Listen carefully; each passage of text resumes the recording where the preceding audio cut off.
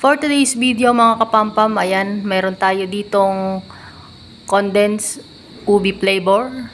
Kasi magluluto ako ng ubi biko. Ayan, tapos itong nilagay ko na yan, condensed milk na lang din yan. Kasi wala na akong nabiling gata. Dapat kasi gata yung ilalagay nyo. Pero pwede na rin yan. Para sa akin, pwede na rin yan.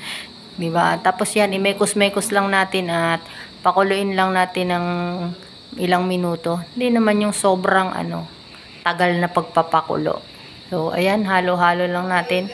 At habang hinahalo ko yan, yung sinaing ko na malagkit, pinapain-in ko na. So, hindi ko alam kung anong salita sa inyo yung in-in.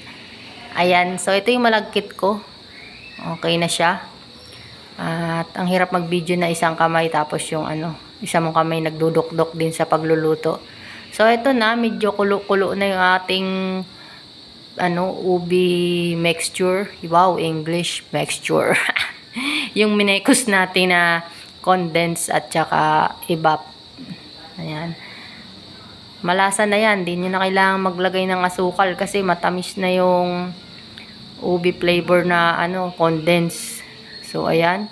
Tapos, lang ulit natin ng mga ilang minuto. Medyo padikitin lang natin yung kanin. Kanin tuloy. Malagkit. Tsaka yung ating ubi mixture. Wow.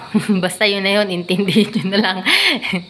Medyo nabubulol ako At pagkatapos niya, siyempre, mga ilang minuto, ayan, ganyan na. Happy Mansari and happy 12K followers sa aking baby. So, ayan, happy Mansari. So, ayan, nagluto lang ako ng simple lang pero nasa puso. Thank you for watching.